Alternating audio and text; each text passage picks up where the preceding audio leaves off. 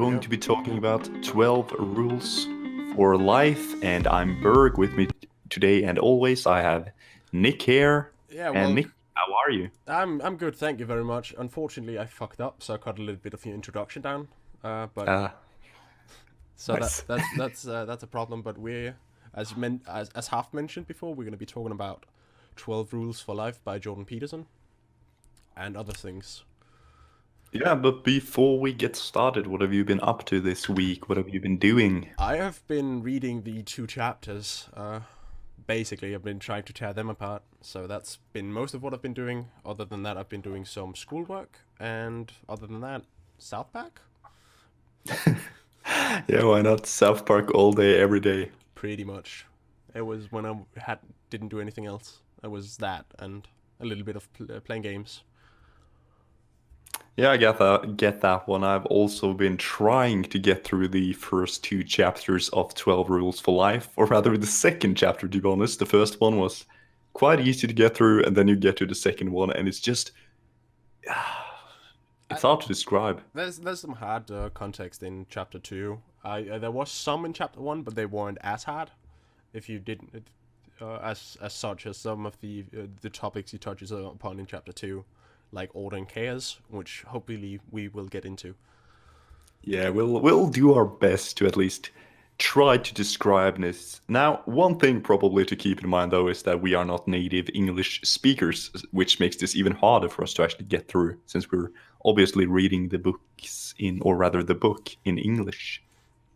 Yeah, that should be fine though. I think our vocabulary is okay, and we have a dictionary to help us with what we can't understand. I've been enjoying Amazon's dictionary on their Kindle app, which helps me a lot with some of the words.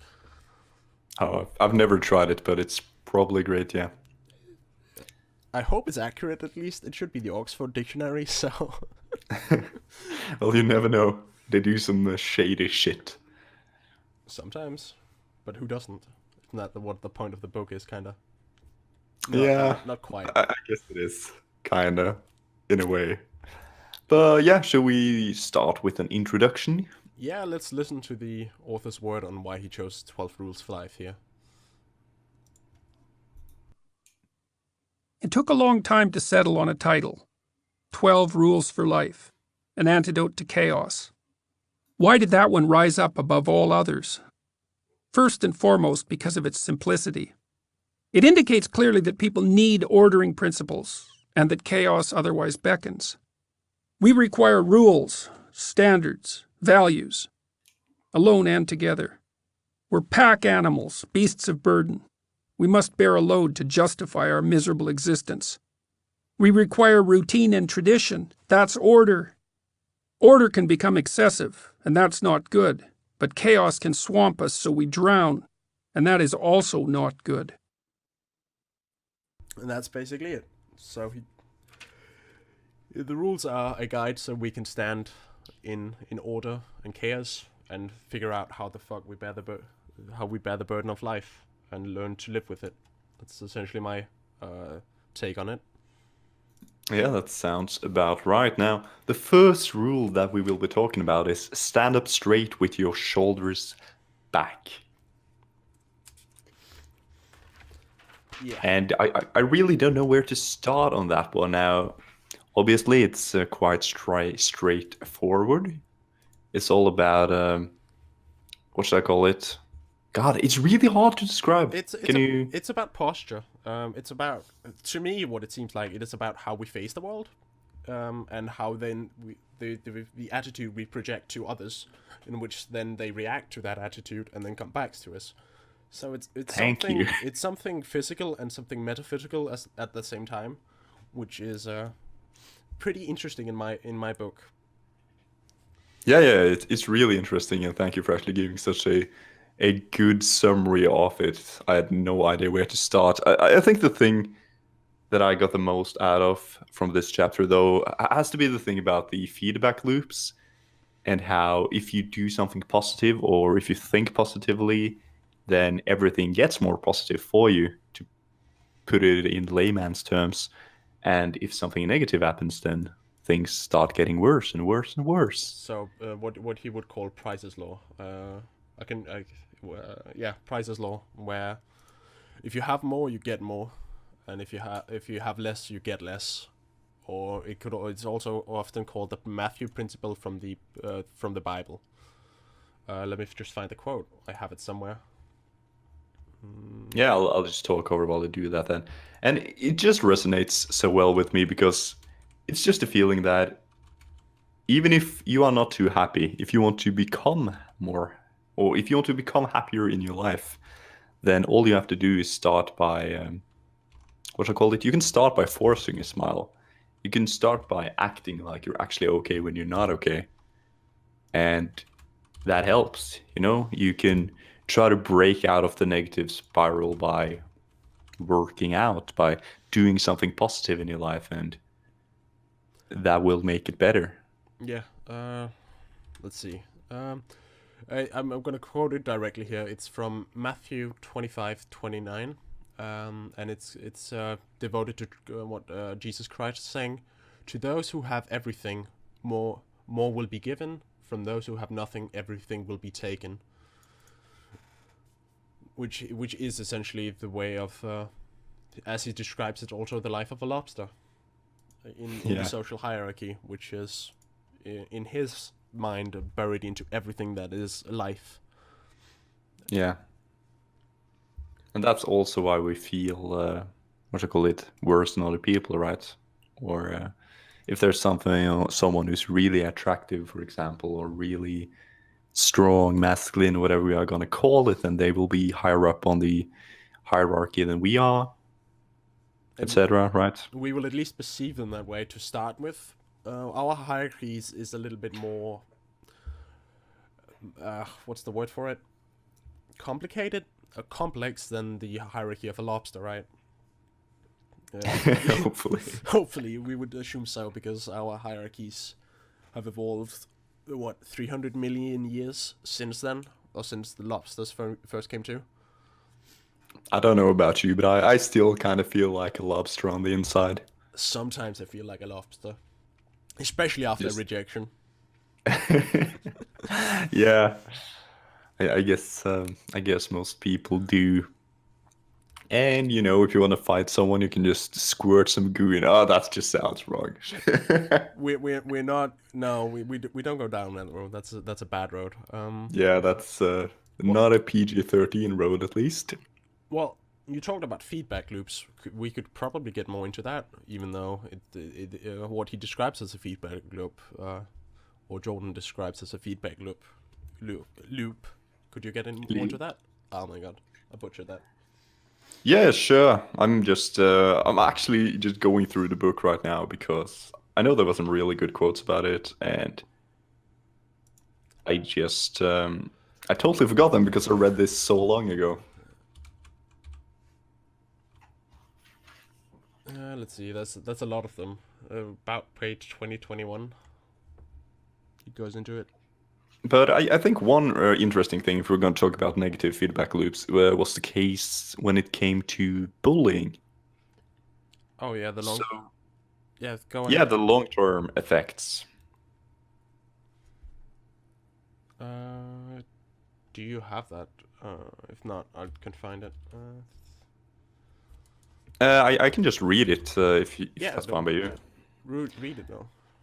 So basically, just talking about bullying, this means that the damage caused by the bullying, the lowering of status and confidence, can continue even after the bullying has ended. So it's not necessarily about negative feedback loops. It kind of is, but not quite. But it's more about where you are in the dominance hierarchy. And it's... go ahead. I'm gonna add it to it afterwards.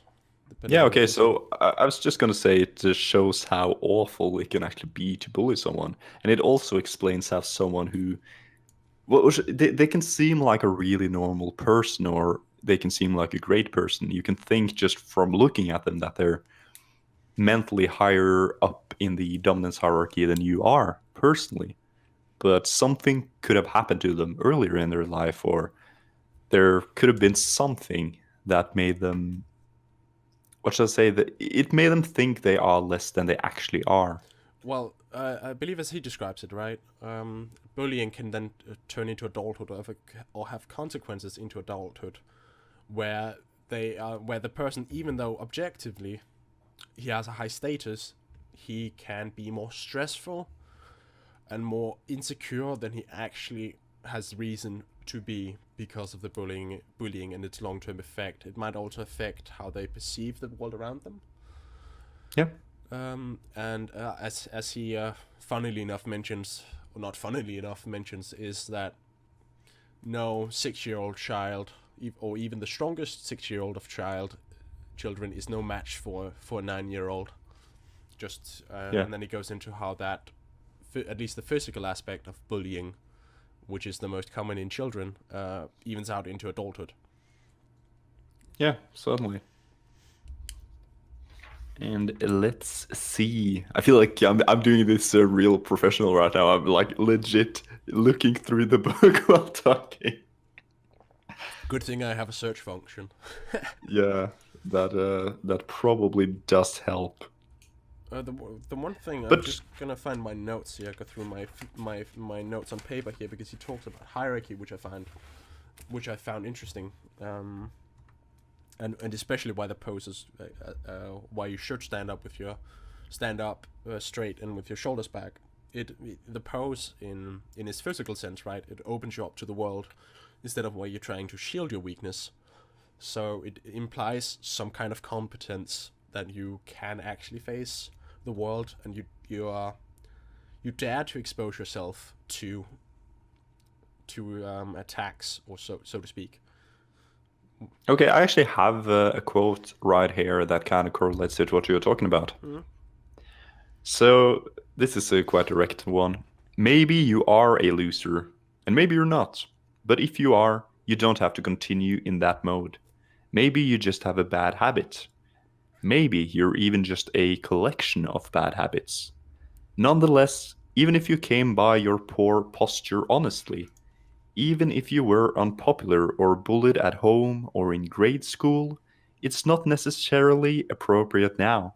Circumstances change. If you slump around with the same bearing that characterizes a defeated lobster, people will assign you a lover status, and the old counter that you share with crustaceans sitting at the very base of your brain will assign you a low dominance number. So basically, if you act like you're already defeated, then you basically are defeated. Well, you are as you act, or how you interpret yourself. In a lot of the times, that's at least what I get out of it. Yeah. And by adopting this posture, you can trick yourself into believing, or at least emulating, the confidence. And that way, once something starts building up, or something starts going well for you, it can spiral out of control, as with the Matthew law, right? Once you start getting something, you will have everything, or could have everything. Mm-hmm. It also is on a more metaphysical sense. I wrote that down somewhere, that the posture has meaning, right? Which I think goes into my quote for the chapter I've chosen. Yeah. I just need to. It what I wrote down here is it means you're meeting the world, and you have and you're not cowering before it.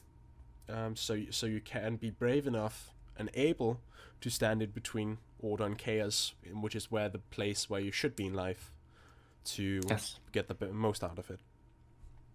Yeah. So that's one thing that I kind of want to touch on, actually. That is very. I think we may get into more of it in next chapter, but it's just the whole thing about order and chaos. It's not that order is good and chaos is bad, because that's at least how it for me sounds like when you just talk about it and you don't explain it. The thing about order is that order is like the dimension where you know everything that is going to happen, right? It's the area where you can predict outcomes with certainty, with Exactly. And chaos, on the other hand, is where you don't know what is going to happen. And that sounds bad right away, right? But the entire thing is, if you, for example, have agoraphobia or whatever it's called, and you just stay inside, you just stay in your house all day, then everything around you is, by definition, controlled, right? But you're not getting anything out of your life. You're not creating anything. You're not getting anywhere new. You're not trying anything new. You're not growing as a person. You're just in your own environment of order that you have created. You are in a space where there's no challenges and no room to grow. I think he accurately, or more precisely, says chaos is potential. Yes. And it is matter, and all that matters, which is something even more complex, which we can get into. I have some sound quotes for that as well. Yeah. I feel like the show entire you. thing, the entire thing is just like, life is scary as hell. People suck. But if you're still strong enough, or you just even pretend to be strong enough for your own sake, then you can actually get somewhere. It's in not this even that world. people are scary enough, because from what I understand from chapter 2, which we will get into, I hope we get into anyway, Yeah. is that he honestly believes people are good, and he finds it's a miracle that so many wounded people as we are still do what we need to do to make our societies work, which is baffling to him in a sense, because we could choose to let life beat us all and be resentful, but a lot of us don't, which is then Yeah. adopting responsibility, which is what standing up with your shoulders back allows you to prepare yourself for, Yes. in a sense. And just to, before we go on, just to get into, what should I call it, the more technical aspects of standing up with your shoulders straight. This is actually a direct continuation from the quote that I said earlier. But the entire thing is that if your brain assigns you a low dominance number, then that will also affect how much serotonin that your brain produces. And this will then make you less happy because, if you produce more serotonin, then you get more happy. If you produce less, you get less happy, right? Yeah. And when you get less happy, you get more anxious and sad. Then you are even more likely to back down when you should stand up for yourself. Now, that's a direct quote there. Yeah. So it's basically just a continuous negative spiral into misery, if anything. It is, but again, that goes back to Matthew and Prenze's law, right? Which is a force of nature, which applies even to the universe, society, the economics, and everything. Which is a huge problem we're actually facing, because we don't know how to regulate this imbalance, at least economically, to a degree that is not too bad. Should we then go with my quote here? I'll pop it up on the screen for you in a bit. So 2 seconds. Sure. Let's see. I believe it's. We'll go. There we go. And I will be playing it now. But standing up straight with your shoulders back is not something that is only physical, because you're not only a body. You're a spirit, so to speak, a psyche as well. Standing up physically also implies and invokes and demands standing up metaphysically. Standing up means voluntarily accepting the burden of being. Yeah, this also brings us back to interesting points anyway. Because he's talking about the spirit, right? Which goes back again to a segment he had about bullying. Yeah. Where I believe he says, at least when he's talking to people, right, they have to learn how to say no and mean it, which is again much as a physical as a psychological aspect of life, where you need to learn to say no so you can avoid undue hardships of people who are malevolent. I butchered that word, I believe. No, I think that was quite good. I wouldn't have done it any better, at least. But yeah, that's the exact thing. You have to be able to stand up for yourself, and that will also make people respect you, right? or make people not want to prey on you. I think that's the word he used. People who like to prey on others that can't say no or something like that. I think that's a really good. I'm gonna paraphrase the quote here. From the book, it says, tyranny only exists in the room that you allow it to have. So once you say no, you limit the room for where people can be tyrannical against you, and once you stand up and protect yourself, as you damn well should be, that then lowers the chances of, or the room for bullying and room for physical confrontation. As in, once you're more confident and you know you're confident and it reeks of you, you're less likely to get into a physical altercation of any kind, because they assume you're competent, and competence for the incompetent is a scary thing. Yeah. Then I'm gonna pop up the one you had, which isn't in the audiobook for some reason. Just for clarification, we've all chosen, or both of us have chosen one part for each chapter that we feels like sums it up pretty well. Yeah. I totally actually forgot what my own quote was, though, so I could have already talked about it. I guess we'll see. I think we've touched a little bit on it. It's just gonna do this. To stand up straight with your shoulders back is to accept the terrible responsibility of life with eyes wide open. It means deciding to voluntarily transform the chaos of potential into the realities of habitable order. It means adopting the burden of self-conscious vulnerability and accepting the end of the unconscious paradise of childhood, where the finitude and morality are only dimly comprehended. Yeah. There's not really much to say about this, or I guess there is a lot to say about this, but it just resonates with me really well because, this is what we all have to go through. If you think about life, you have to accept whatever happens, and you have to accept it as what it is, with eyes wide open. And the only thing you really can do here in life to succeed or to even survive is just to take all the chaos and then turn it into potential for your future. Like for example, as a child, everyone has a dream, right? Somebody wants to become a pilot, somebody wants to become a doctor. And once you get into high school, you suddenly realize that you're not smart enough, or you don't have good enough grades to become what you want to become. What do you do with that? Well, there's a different things you can do with that, right?